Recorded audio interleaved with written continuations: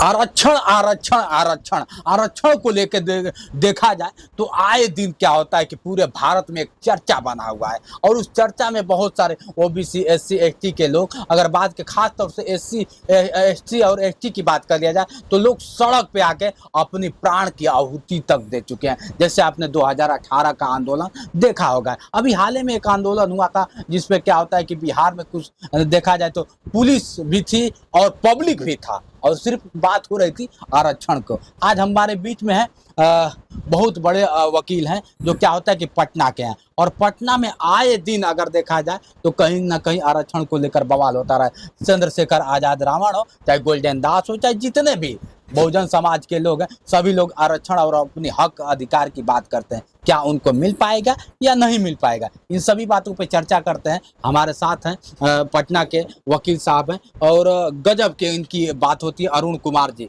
पहले तो आपका स्वागत है सर। Thank you. अगर बात कर लिया जाए आरक्षण को लेकर, आए दिन भारत बंद हो रहा है तो महारैली हो रही है, चंद्रशेखर आजाद हो या फिर गोल्डन दास हो या फिर बहुजन समाज के जितने लोग हैं, क्या लगता है सर कि आरक्षण मिल पाएगा? जिस तरह से लोग आरक्षण की बात कर रहे हैं, इनको आरक्षण वही रहेगा या फिर बदलाव हो जाएगा? देखिए, ये तो स्पष्ट हो गया है कि बाबा साहब भीमराव अंबेडकर ने भारत के संविधान में अनुसूचित जाति, जनजाति, अत्यंत पिछड़े वर्ग ओबीसी के लिए रिजर्वेशन की व्यवस्था कर दिया है और इस व्यवस्था को अगर अब कोई तोड़ने की कोशिश करेगा तो उसको पब्लिक तोड़ देगी। अच्छा, ये पूरा आक्रोश है। और आपने देखा होगा कि जो अभी नारा दे रहे थे कि अब की बार 400 पार, तो लटक गए 200 पार में। तो ये आरक्षण का जादू था। ये राहुल गांधी ने ढंग से नहीं कहा, नहीं तो ये 100 पार भी नहीं होते। नहीं, आप जिस तरह से कह रहे हो, उन पे आरोप प्रत्यारोप लगा रहे हैं, लेकिन एक चीज और सवाल है, वो खुद ही मोदी जी कहते हैं कि क्या होता है कि हम नहीं चाहते हैं आरक्षण जैसे था वैसे ही रहेगा, कोई चेंजिंग नहीं है। इस पे आप क्या कहें? तो ये एक प्लानिंग चल रहा है। आरक्षण विरोधी ताकतों ने एक प्लानिंग बनाया है कि बोलो एससी एसटी एमबीसी ओबीसी के लिए, और जब जीत के आ जाओ तो काम करो पूंजीपतियों के लिए, अडानी के लिए, अंबानी के लिए, मेहुल चोकसी के लिए, नीरव मोदी के लिए, विजय माल्या के लिए। अच्छा। अब दिखाई पड़ रहा है एक रणनीति है उन लोग का कि जितना भी बीजेपी का, आरएसएस का या सवर्ण क्लास का जितना नेता है, चाहे वो कन्हैया कुमार हो या प्रशांत कुमार हो या जो भी मनोज झा हो, किसी भी फॉरवर्ड क्लास के नेता को आजकल देखिएगा, वो सब बैकवर्ड दलित पिछड़ा का लगता है कि भगवान है, उसी के लिए वो जन्म लिया है। अब तो कह रहे हैं कि हर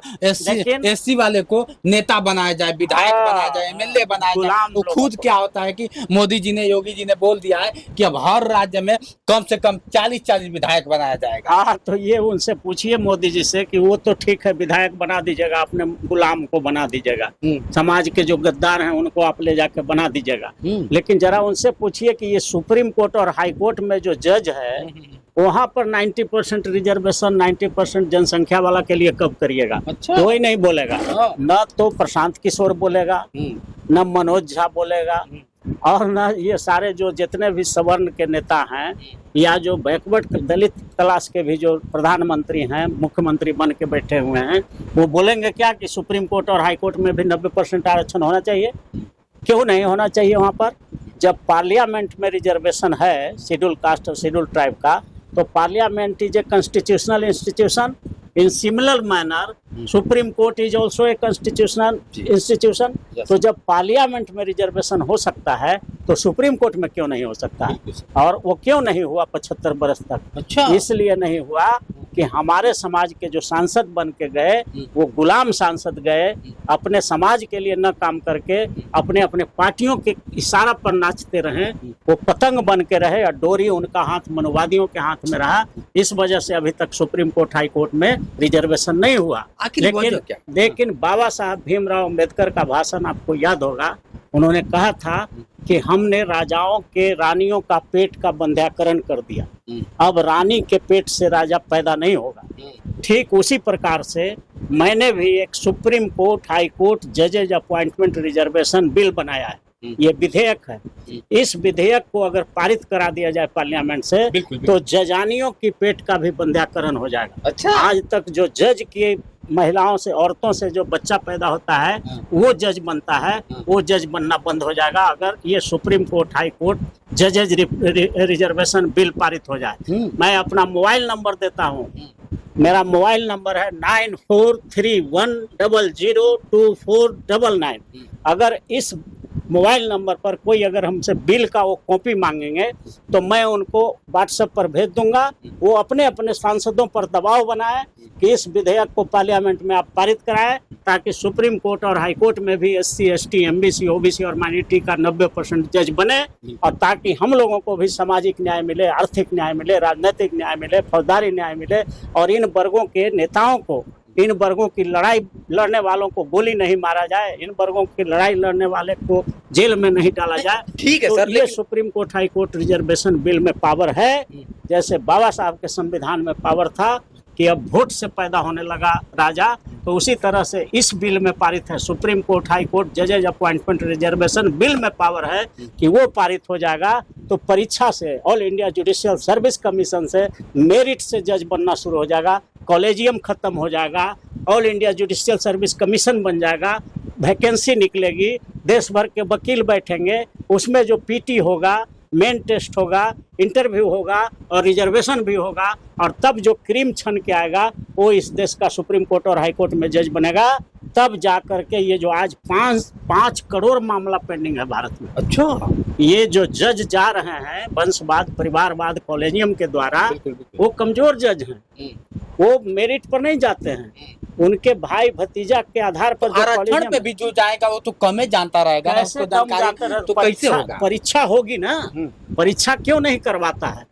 कॉलेजियम से वो लोग जज को बहाली क्यों करवाता है? कहते हैं लोग कि आरक्षण वाला सही से फैसला नहीं कर पाएगा, आरक्षण वाला डॉक्टर सही नहीं बन पाएगा। मनोवादियों को ये अच्छी तरह से पता है कि जिस दिन हम एग्जाम कर देंगे उस दिन हमारा एक भी बाल बच्चा कंपटीशन नहीं फेस करके आ पाएगा। नहीं तो अगर वो इतना मेरिट वाला है तो उसको तो 1 सेकंड में कर देना चाहिए था कि भाई हमारा बाल बच्चा तो मेरिटोरियस होता है। उच्च जाति के लोग का सब बच्चा, बाल बच्चा अगर बहुत पढ़ने लिखने में तेज होता है तब तो वो कहता है अलाओ ना, हम कॉलेजियम हटा के परीक्षा कर देते हैं। वो क्यों नहीं कर रहा है 75 बरस से? उसको पूरी तरह से मालूम है कि जिस दिन ये परीक्षा से होने लगेगा तो जो शेड्यूल कास्ट, शेड्यूल ट्राइब, अति पिछड़ा अल्पसंख्यक समाज का आदमी जो 12 घंटा खेत में धूप में काम करता है, जो 12 घंटा जाड़ा में काम करता है, जो पानी और बरसात में काम करता है, मेहनती कम होता है, वो चैम्बर में बैठ के पढ़ने में भी 12-14 घंटा पढ़ेगा और सब कंपटीशन ले जाएगा लूट करके वो, और वही सब बन जाएगा। आपको लगता है तो कि इसलिए वो नहीं खत्म करता है कॉलेजियम को। हाँ। उसको पता है कि हमारा बाल बच्चा नहीं आएगा, बिल्कुल नहीं तो मेरिट वाला है तो और चैलेंज कर देता कि हम बना देते हैं, परीक्षा कर देते हैं। क्यों नहीं करता है? बिल्कुल बिल्कुल। अब ये थे वकील साहब, आप जिस तरह से आरक्षण की बात करते हैं इनसे जानिए। संविधान के बहुत बड़े जानकार जाने जाते हैं। अगर इनकी विजिटिंग कार्ड हमने देखा तो सीधा उस पर लिखा है संविधान के बहुत बड़े वक्ता हैं, संविधान को जानने वाले हैं, संविधान को मानने वाले हैं, पेशे से वकील हैं लेकिन संविधान पे विश्वास करते हैं। क्या सर? हमको सुप्रीम कोर्ट के एक जस्टिस थे DP वाधवा साहब, उन्होंने सर्टिफिकेट, पटना हाई कोर्ट में एक डिबेट हुआ था कॉन्स्टिट्यूशनल मैटर पर, उसमें इंग्लिश में बोलना था आधा घंटा, पूरा हाई कोर्ट का वकील लोग उसमें भाग लिया था, दिग्गज वकील, और उसमें हम टॉप किए थे कॉन्स्टिट्यूशन पर बोलने वाले 2000 में, वर्ष 2000 में।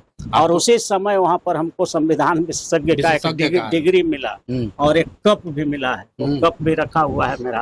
अब सोच लीजिए संविधान विशेषज्ञ हैं और संविधान के बारे में कितना इन्होंने तह तक जाकर जानकारी दिया होगा, इसको आप समझ सकते हैं। इनके बातों से, इनके वाणी से, इनके शब्दों से साफ झलक दिखाई दे रहा है। अब कहना नहीं है, जिस तरह से आरक्षण की बात कर रहे हैं मित्रों, कहीं ना कहीं हम और आपको जागने की जरूरत है। अगर हम और आप नहीं जागेंगे तो हमारा अधिकार दूसरा ही लेता रहेगा। क्या साहब? जी बिल्कुल। हम लोग को 90% लोगों को 5 भाई हम लोग हैं, अनुसूचित जाति, जनजाति, अत्यंत पिछड़ा वर्ग, OBC और माइनॉरिटी।